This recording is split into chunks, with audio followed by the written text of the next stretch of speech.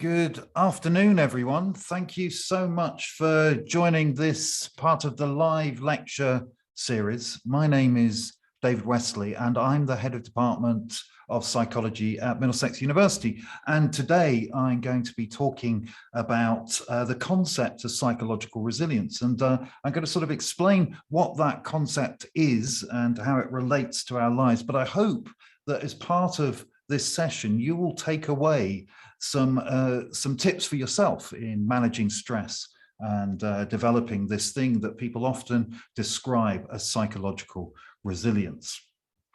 So please do feel free to post questions, love questions. And so there's a way that you can do that, and we'll try and answer those as we go along. If we miss some of the questions, please accept my apologies, and we'll try and mop up all of the questions at the end of this session. So here's my plan for today. I'm going to, first of all, I'm going to tell you a little bit about what we mean by psychological resilience. And it's really important to kind of get an understanding of what this actually is, because some of the misunderstandings of this word that we hear loads and loads nowadays are really unhelpful and perhaps even harmful for some people. So I'll explain what psychological resilience is and what it is not.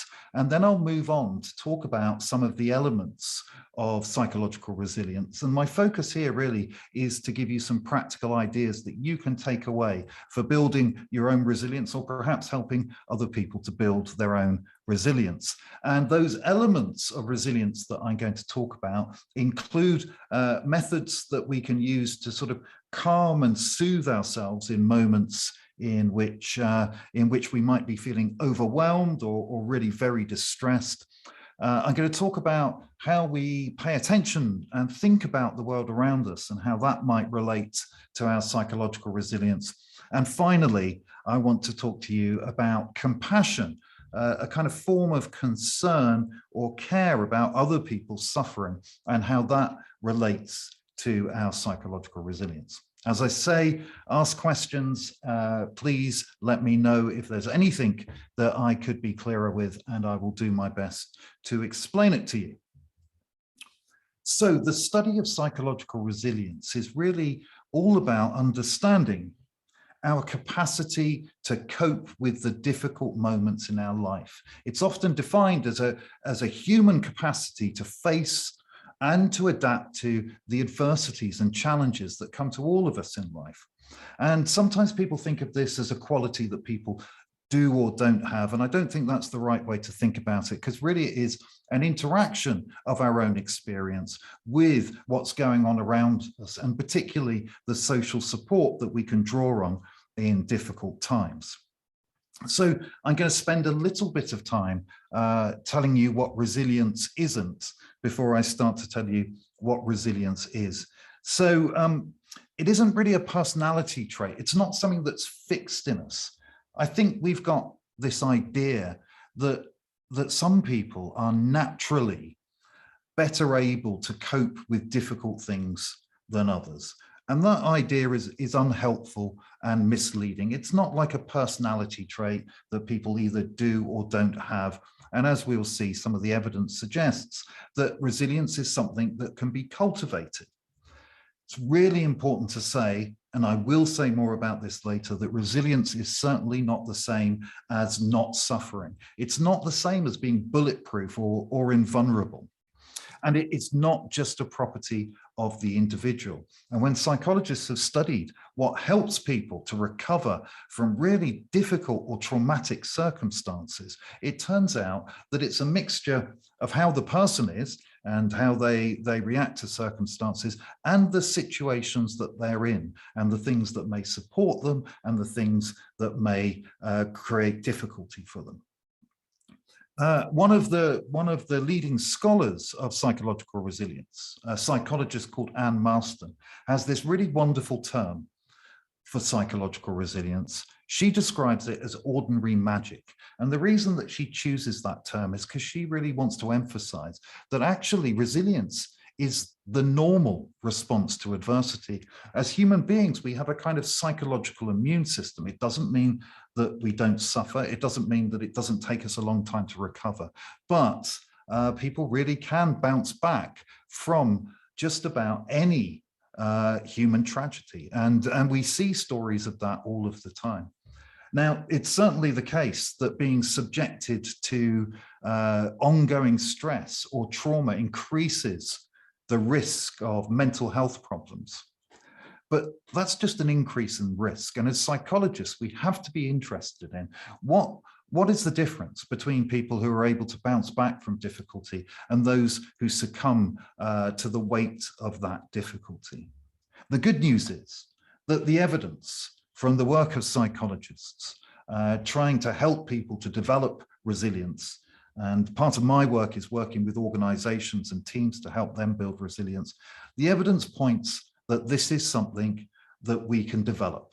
It is something that can be cultivated by individuals, by families, and by communities and organizations. It's not really about the person on their own, it's about the person in their social context. So before I go on to talk about what constitutes resilience, I just want to talk a little bit about why resilience isn't the same thing as not feeling pain or difficulty. If you think about your ability to experience emotions, you've got the ability, or you experience a very wide range of emotions, perhaps on a daily basis, and some of those emotions are positive, but actually more of the emotions we can experience are negative emotions. We have that capacity for negative emotion because it gives us important feedback about what's going on in our lives and what's going on around us. So for example, if we take something, a very common experience, worry, or perhaps more intensely, we might describe it as anxiety, and that is feedback from our emotions, that there is something really urgent or important that needs our attention. If we think about sadness, or perhaps at a more extreme level, depression, that is feedback from our environment telling us it's time to slow down, take stock, and adjust because something important has changed or has been lost in our lives. And so resilience is not about avoiding or suppressing those important sources of information. And in fact, ignoring that feedback we get about our environment can deepen our emotional pain rather than relieving it. So sometimes we have to take a while to just put difficult feelings aside so we can get on with important aspects of our life. But as a strategy for managing emotional pain, it's not one that works very well in the long term. And in fact, it is something that can make things worse, which is why I want to tell you about what I regard as the cruelest lie that people tell in the 21st century. And there's various forms of this lie. And this lie is often represented in a lot of the media and films, the leading characters in films. And it goes something like this, that the strongest people, the psychologically strongest people, are those people who don't need to seek out support from other people to solve their problems or reduce their pain. Perhaps another way of putting it is that if we're emotionally strong, then we should be able to always control and manage our own emotions. And we should be able to do that without asking other people to help us or for some comfort and support. So you may have come across those ideas, but they are particularly unhelpful and cruel. But more than anything, they are precisely not true, because all of the psychological research shows that the opposite of these lies are true. People who are emotionally strong are those who are able to seek out support, to get help from others. They are people who have social support networks and social systems that they are able to make use of in order to manage their emotions. We tend to think of emotional management as something that we entirely do for ourselves on the inside. But a big part of emotional management and dealing with and releasing the strength or power of emotions is actually how we use the environment around us to regulate our emotions. It is not a solo task, and psychological resilience, as we see, is very often, much of it is best done or thought about as a kind of team sport. So this is not resilience. It is not about being the bulletproof person who suffers no harm, no matter how stressful or threatening the situation. Today, I want to take a practical focus and think about three different aspects of resilient coping. None of these is resilience on its own, but they are part of the types of skills and things that we can acquire that help us become more able to cope with difficult situations, bounce back and recover. So I'm going to focus on three sort of levels, three different pieces of resilience. The first is thinking about how we deal with those moments when emotions, our fears or our sadness are so profoundly overwhelming. How do we deal with that reaction that's not just in our head, that's felt throughout our body? So that's the first thing I'm going to talk about. The second is how we pay attention to what's going on around us, thinking about how we can adjust focus, not ignore difficult things, but how we can make sure that we've got a balanced, realistic, and optimistic view of our circumstances. And then the final thing I'm going to talk about is building support, how we build support around us, how we share kindness with people who are important to us, and how that can feed into our psychological well-being and help us build resilience by helping us to manage our own emotions externally as well as internally. So I hope that things have been clear so far. You are very welcome to ask questions if you want. I'm just going to pause to see if there are any questions. I don't know if you can unmute your microphone, but you can put your hand up if you've got a question. There's a little button to raise your hand. And if you want to speak it or type it, you're very welcome.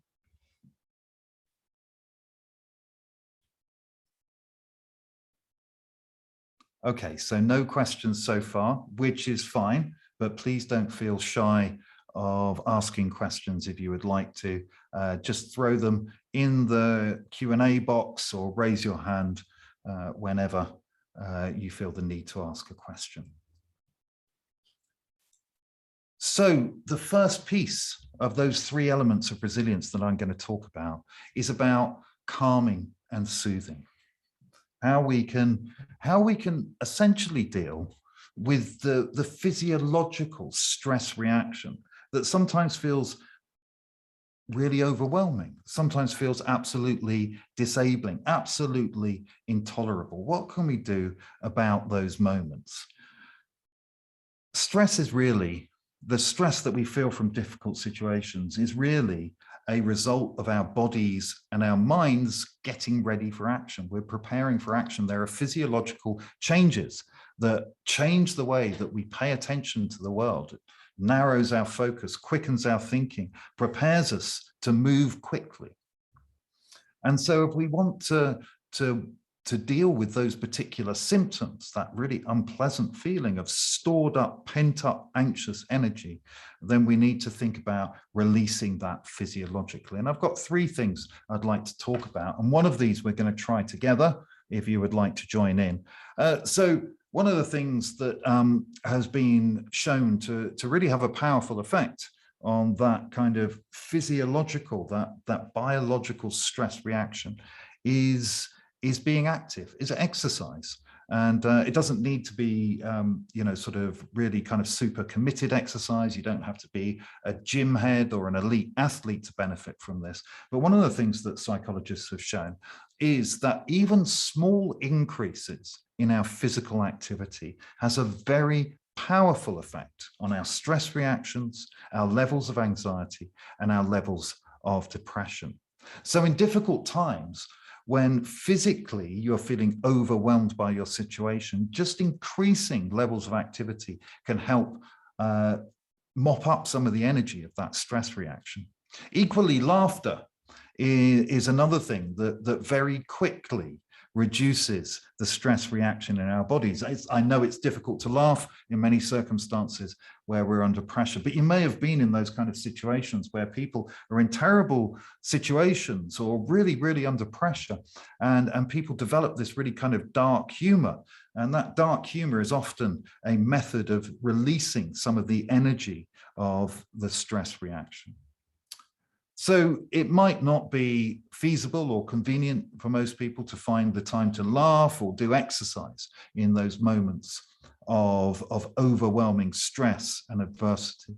So I'd like to share with you an exercise that you can do anywhere, and it's a breathing exercise. It's a very simple breathing exercise. We're going to do this together for about 2 minutes. And in a second, I'm going to move on the slide that you can see in the screen, and it will take you through a series of slides that are timed for you to slow your breathing down. So the slides instruct you on breathing in and breathing out to quite a slow rhythm, much slower than we usually breathe.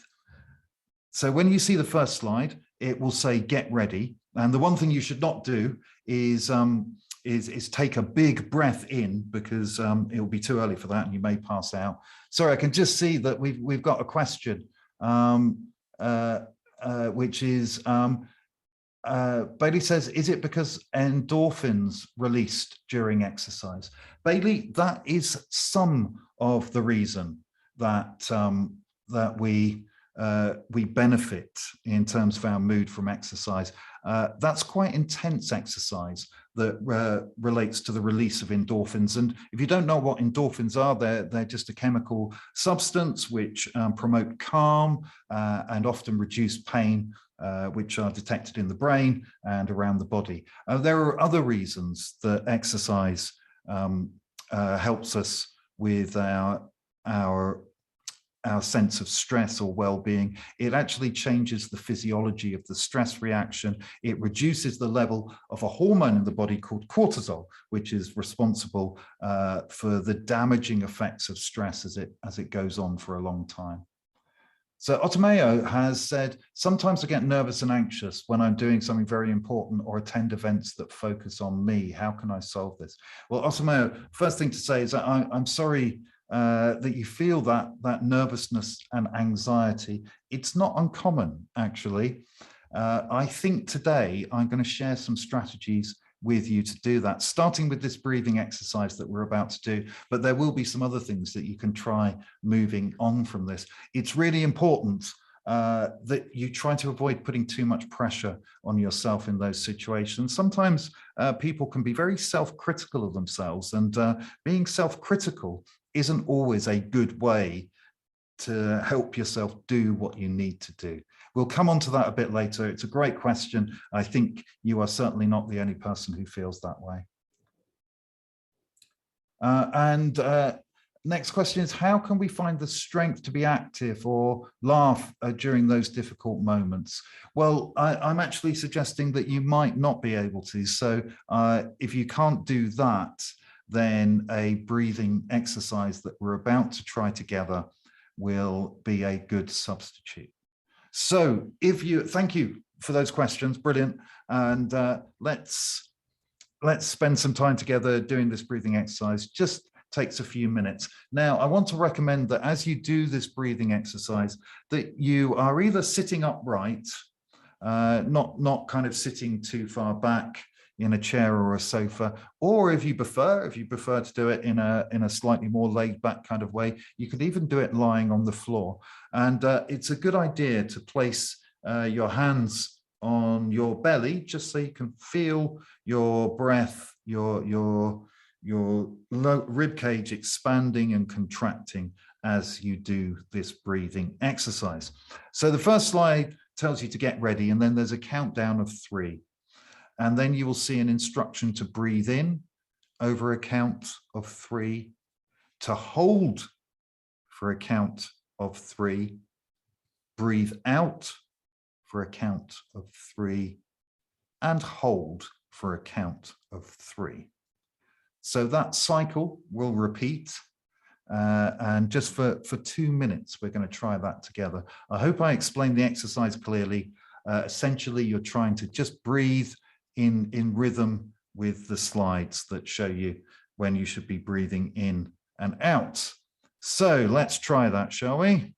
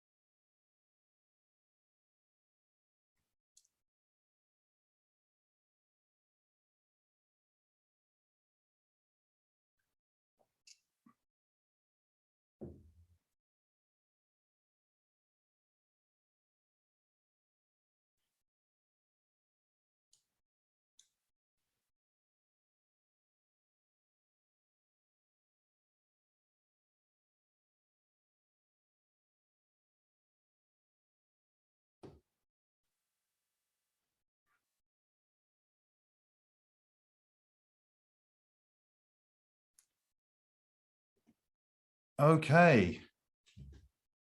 So I hope you're feeling okay.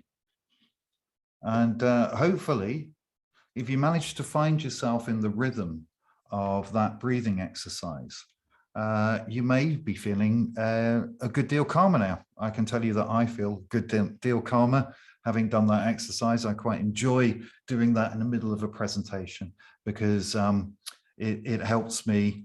It helps me feel a little bit calmer in these situations. And Mateo has said, "I feel so calm." So thank you for that feedback in the Q&A. It's really good to hear. Now, there is a reason that this breathing practice makes a difference to our feeling of calm. It's a really reliable way of changing the activity of your nervous system. So you'll know from your own experience that when we get really stressed, overwhelmed about something, we don't feel that just in our head. We feel that throughout our body. So it might be a kind of feeling of butterflies in our stomach, or perhaps even feeling sick. We might feel quite a lot of tension in our muscles, particularly around the neck and shoulders. We might feel quite hot and perhaps even sweat a little bit. And we might feel quite trembly. So there's a real kind of bodily kind of experience when we're feeling really stressed or emotionally overwhelmed. Now, this method actually resets the branch of our nervous system which is responsible for calming our body. The parasympathetic nervous system, it's described, and the parasympathetic nervous system does things like reduce our heart rate. It redirects blood flow around the body. When we've stopped digesting because we're really tense, the parasympathetic nervous system restarts our digestive system. So while we have the capacity to get ourselves ready for action, that's essentially what the stress response is, we've also got another branch of our nervous system that calms us down from those really kind of energetic states. This breathing exercise gets your parasympathetic nervous system working. It literally activates your body's calming response. And so that's why people feel calm after this exercise. There are different ways to do this type of breathing. It's often described as coherent breathing or sometimes resonant breathing. And this type of practice or similar practices are often part of yoga or different types of meditation. And it involves slowing breathing down to somewhere between 4 and 7 breaths per minute. And we were doing a rate of about 6 breaths per minute. And the important thing is it's got to be equal inhalation and exhalation. Lots of clinical studies demonstrate at least the short-term benefit of adopting this breathing method. And of course, it's very different to the type of breathing we tend to do when we're feeling very anxious, because when we're feeling very anxious, our breath becomes quite quick and quite shallow. So this is not the answer to life's problems. This is a short-term way of reducing that overwhelming experience of feeling really distressed or worried or completely overwhelmed by something. And doing this can help you find a little bit of space, a little bit of resource to start to face and deal with the problems that are responsible for that really intense emotional state. So that's tip 1 to take away with you, that coherent breathing, even just a few minutes of coherent breathing a day, really help increase a sense of calm. You can use this exercise for those moments where things feel really difficult, really stressful. And nowadays, there's lots of apps that you can get for your smartphones. People who've got exercise watches, fitness watches, smart watches, they very often got a little breathing rhythm that you can follow. And on YouTube, there's lots of examples of breathing exercises, which are kind of similar to the one that we just went through before. Spend a bit of time finding the one that really works for you, because it's a clinically proven method with a physiological pathway. What happens is receptors in our lungs send feedback to our brain that activates the parasympathetic nervous system throughout our body.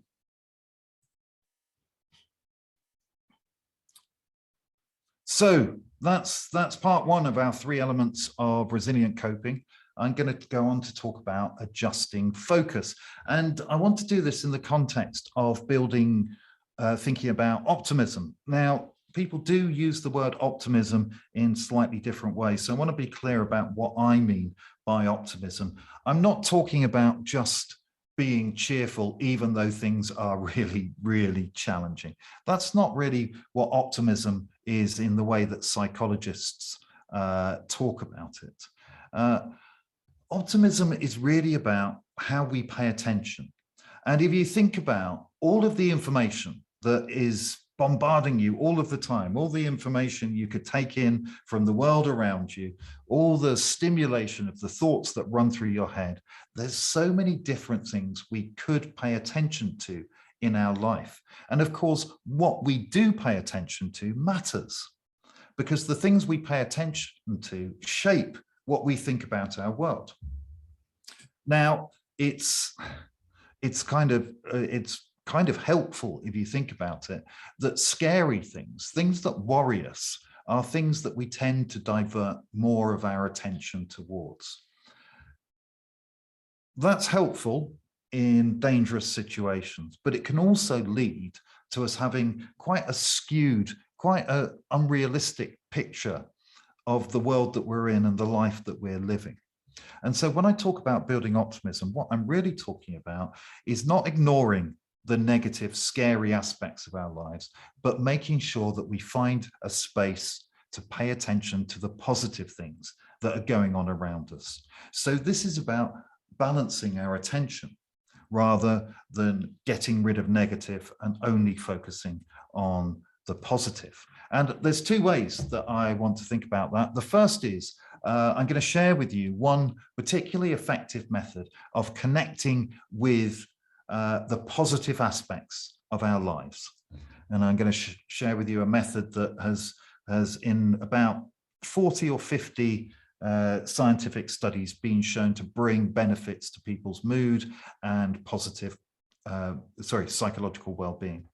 The second thing I'm going to talk about, which also helps us build optimism, is about reducing our natural tendency to see things as threatening or pay attention to things that are threatening. And I've got a little thing that we can try for that too.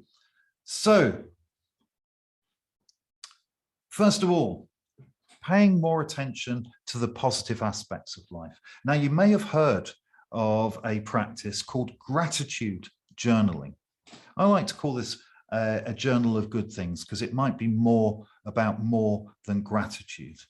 And the way that these things work is that you commit to spending about 10 minutes every 1 or 2 days to note down 3 good things that have happened to you since you last put an entry in your journal. So it could be big things, but it's usually small things. So it doesn't have to be about having got a promotion at in your job or an excellent grade in a piece of work that you're doing. Very often the good things that happen to us are much simpler, much more trivial. So, for example, it might be having had a really good conversation or catch up with a friend. It might have been enjoying your favorite meal.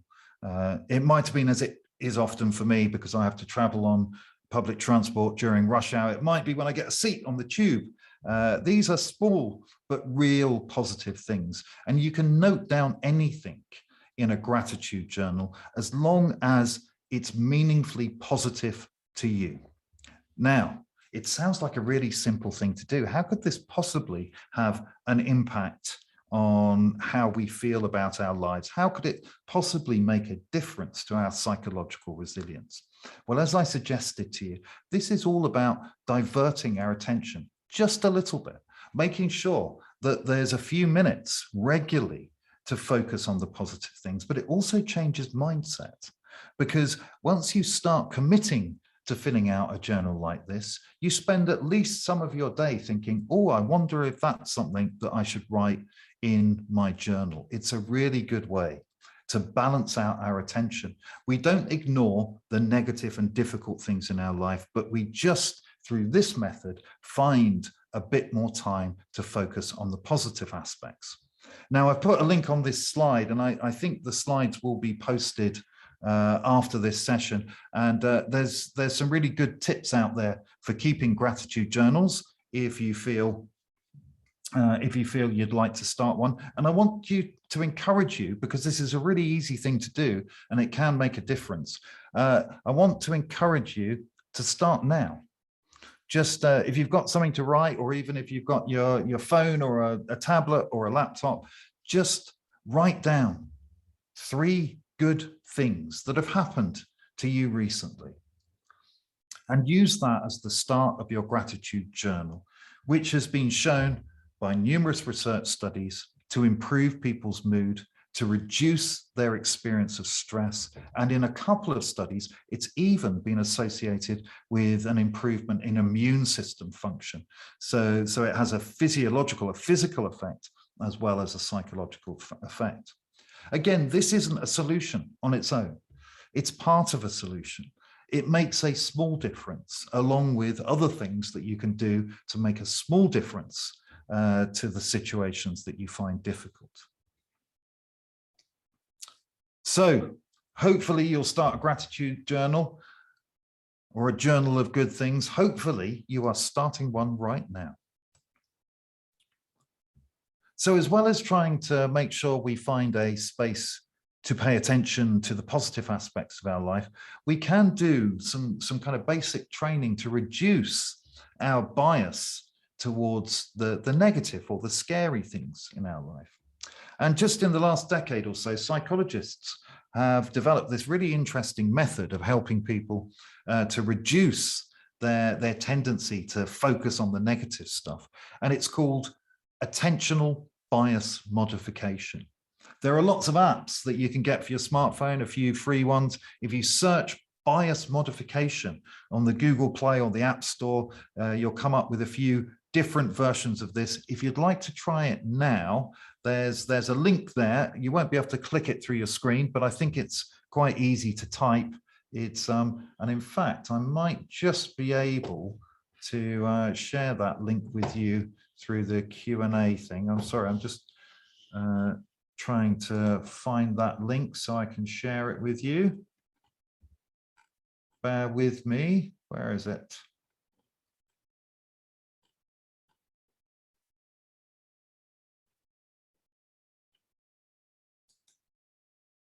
Ah, there it is. Sorry about the delay here, but hopefully you're working on your gratitude diary. So if because I don't have a way of posting links on the main screen, but I'm just to the last question I was asked from Omateo. I hope you don't mind if I put an answer in there that we then publish. And oh, how do I make it? Send. And so I've sent that. And if you have a look at the answered questions, you'll have a link that I think you'll be able to click on that will take you through to the website.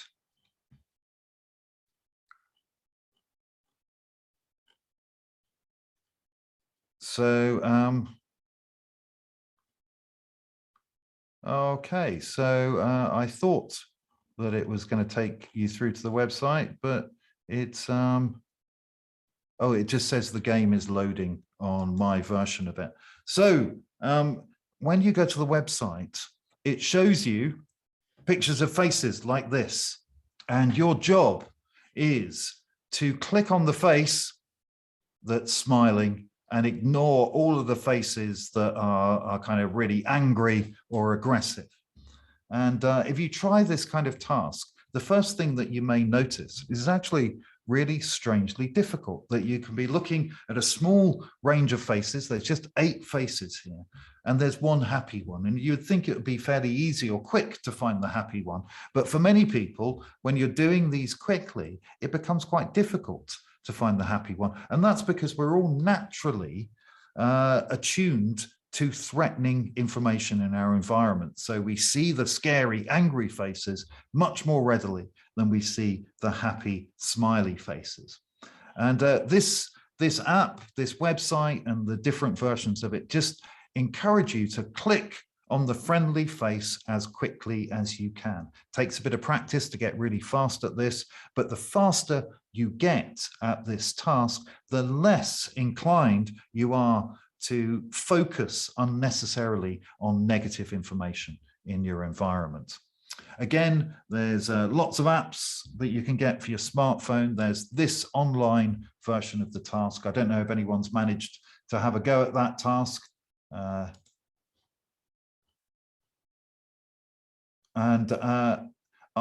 Amateo says, can we apply this method for depression? Well, Amateo, it's certainly been used for people who experience anxiety. I'm not aware of studies where people have used this directly for depression. But very often anxiety and depression go hand in hand and they feed into each other. So it might be helpful. And I think just generally as a tool for building resilience, for being feeling a little bit more secure in the world, this is a useful method. And it's also worth saying that this is another method where lots and lots of research studies have been done, which they've showed the value of this. It's not a life-changing exercise. It doesn't just get rid of anxiety or other psychological difficulties, but it helps reduce the impact of those things. Okay, so I am going, oh, sorry, there's another question that's just come up at the bottom there. Okay, so a question, really interesting question.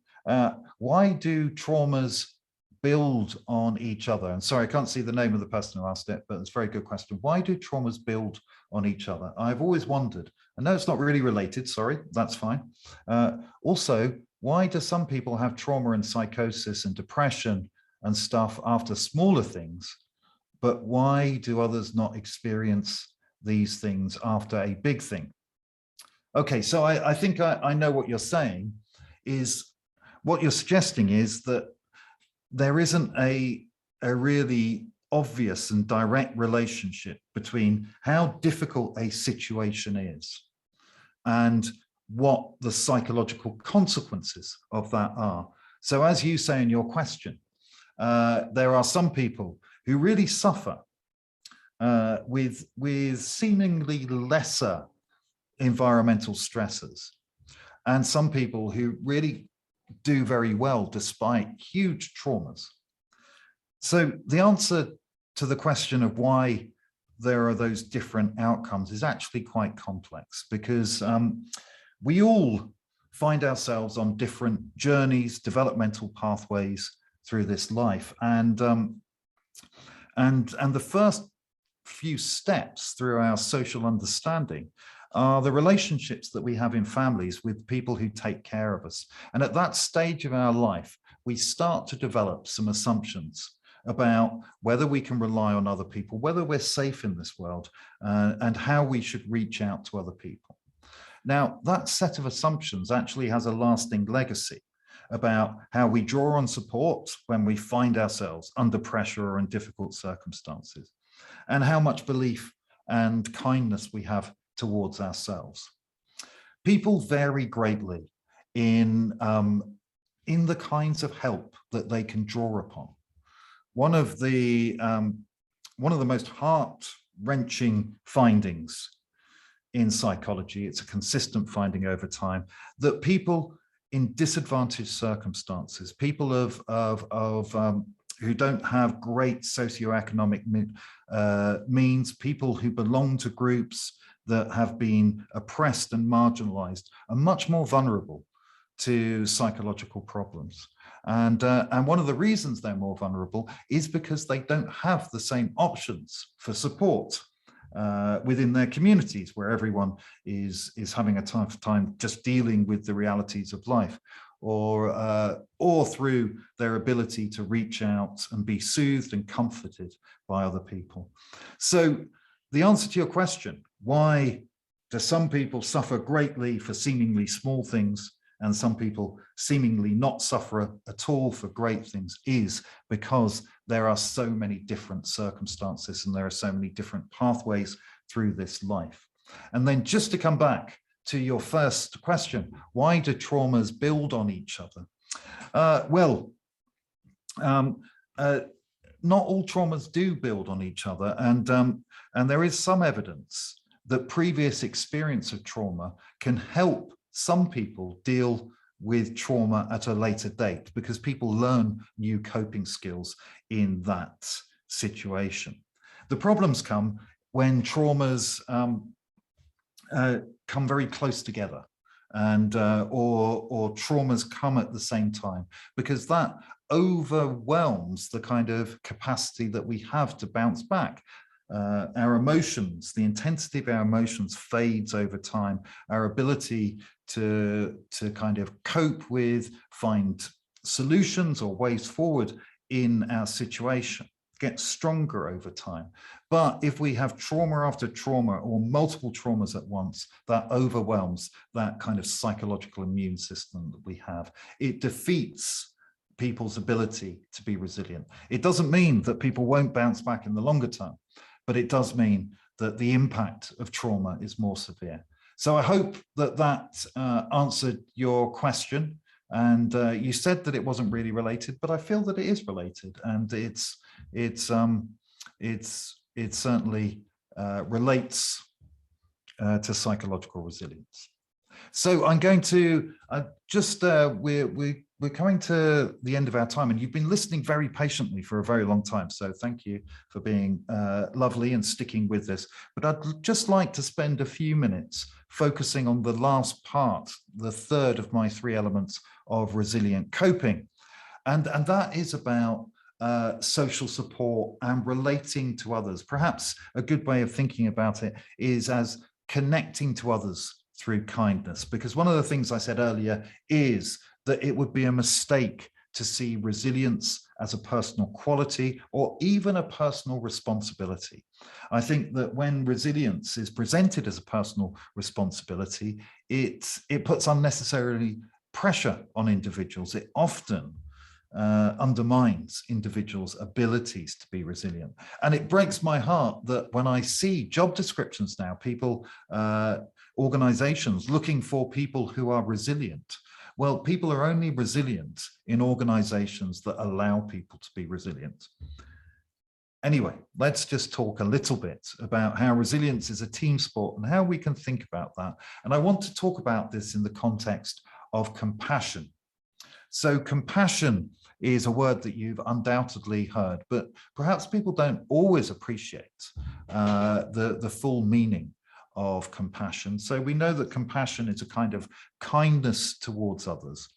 And I would argue that it's a deeply rooted human instinct. Compassion is part of the glue that makes us social. We are social beings, and we derive protection and comfort and care by being social beings. So one of our very basic instincts is the drive to care about other people. Sometimes that instinct is frustrated or it's curtailed, but it is a very basic part of our instinct to care. When we talk about compassion, we're talking about sensitivity to the experience of suffering in other people. And that being coupled with a deep desire to alleviate that compassion. It's my huge privilege, and it has been for many, many years, to be a lecturer in psychology. And one of the things that's brilliant about that role is I get to work with students at university who are not only clever people, got to be clever to get into university, but people who choose to study psychology also tend to be really kind as well. So I get to work with kind and clever people who are full of compassion, full of that deep desire to alleviate suffering in others. Sometimes those people aren't as kind to themselves as they are to others, and perhaps we'll come on to that in a second. So this thing we call compassion is about noticing, caring about other people's experiences, and noticing when people are suffering, when they're in pain. And to do that effectively and properly, that's got to come without judgment. It's very difficult to really acknowledge another person's suffering unless we free ourselves of judgment about that. You may have found yourself in a situation where someone complains about something and you think to yourself, well, why are they complaining? It doesn't sound that bad. But that's the opposite of compassion.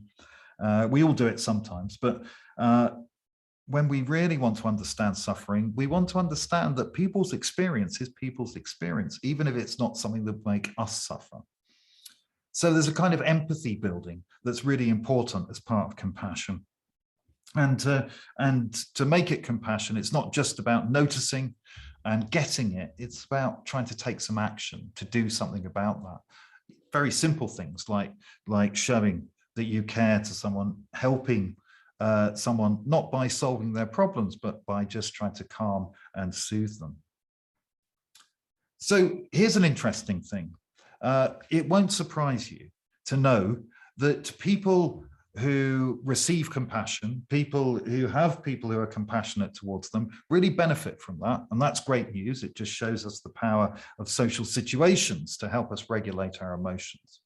But perhaps what isn't so obvious is that people who are compassionate, the givers of compassion, experience exactly the same psychological benefits as the receivers of compassion. And studies have shown that those benefits include a reduction in stress, anxiety, depression, increases in happiness and satisfaction with life, stronger ability to relate to friends and romantic partners, and an improvement in physical health and immune system function. So this is what I'm telling you, that being kind to others is good for your health, good for your psychological health, and good for your physical health, which is fantastic, that we can help other people build their resilience at the same time as building our own resilience. And then just one final thing to focus on, and I kind of touched on this a little bit earlier, is self-compassion. Because, as I said, my great privilege to work with some clever and wonderfully compassionate people. But sometimes those students that I work with show compassion to everyone except themselves. They are lacking in a quality that we call self-compassion. And self-compassion is really about being kind to ourselves, experiencing feelings of kindness towards ourselves, trying to take a non-judgmental attitude, not telling ourselves off if we get stressed or we feel we're not coping, and crucially, avoiding self-criticism. I think it's really common. In fact, some people seem to advise this, that we've got to be tough on ourselves, we've got to criticize ourselves. Well, actually, the evidence suggests not. The evidence suggests that people who are self-critical tend to inhibit their own ability. Self-compassion, self-compassion isn't about being, just soft on yourself. Self-compassion is about taking an interest in yourself. And people who can be self-compassionate without being self-critical are able to analyze carefully what's gone wrong and what could be done better. So if you're interested in developing self-compassion, there's lots of good resources on the internet. In particular, a psychologist called Kristin Neff has developed a website that's full of resources and exercises you can try out to build your self-compassion. So I think perhaps I've run on a little bit longer than I intended to, but I really thank you for sticking with me. When we share the slides with you, there will be some links to direct you to some more resources, including 2 radio programs. These are both radio programs that I contributed to. So if you hate the sound of my voice at the end of this lecture, you probably don't want to listen to those. But there's also other psychologists who contribute to these programs who are also experts in the psychology of resilience. And there's also a link there to a resource developed by the American Psychological Association, which is called The Road to Resilience. And it's a really good, concise read about what resilience is and some of the things that you can do. So thank you so much for listening. I have time to answer any questions you have. Thank you for the nice feedback. So Bailey says, how would it help an immune system? Yeah, well, it's a good question. So essentially, there is an interaction between the functions of brain, our experience of the world, and the functioning of our immune system. And the brain influences the functioning of our immune system through the secretion of hormones, and that's mediated by a structure called the pituitary gland. So one of the things when we study psychology, or when we talk about psychology, we sometimes forget that our psychological experience of this world is bound up with the body that our minds are contained in. And so things that are good for our kind of psychological experience of the world are also good for our physical well-being. And it works the other way around. So often improving our physical well-being can improve our psychological well-being. Conversely, our psychological well-being often goes down when we have problems with our health. So, for example, things like heart problems are very often associated with experiences of depression and anxiety. Psychological problems are also very common in chronic illness like diabetes. So there's always a mind-body connection, and that's why we see lots of things that you wouldn't necessarily expect. And Bailey, you're right to point out that perhaps it seems a bit weird that our experience of compassion might be related to the functioning of our immune system.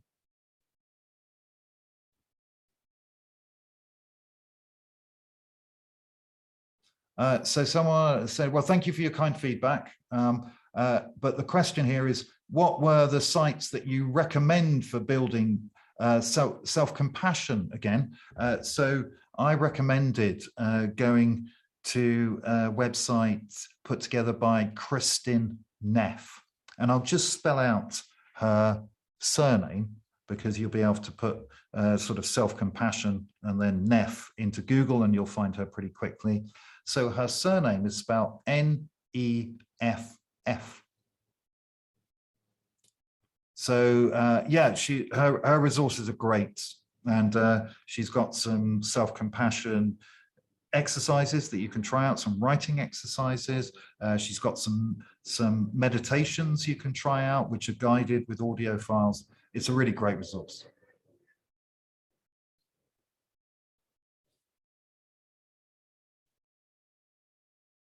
So Bailey says, is another example of mind-body connection stress relating to higher blood pressure? Absolutely. So higher blood pressure often comes about as part of the stress response. That is the activity of predominantly the sympathetic nervous system. You might remember earlier, the breathing exercise I shared with you was about activating the thing that counters the sympathetic nervous system, the parasympathetic nervous system. So one way to think about the three different levels of resilience that I've talked about today is to think about them as body, mind, and social environment. Those are the kind of three levels of resilience that I've been sharing with you today. And I hope there's some practical takeaways from that.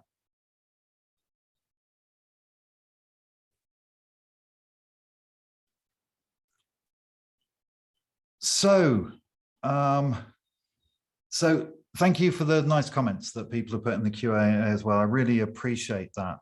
And when I next complete my gratitude diary, which will probably be this evening, one of the things that I'll be grateful for is the questions and interactions that you've offered me through this session, and for you coming along and joining this session today.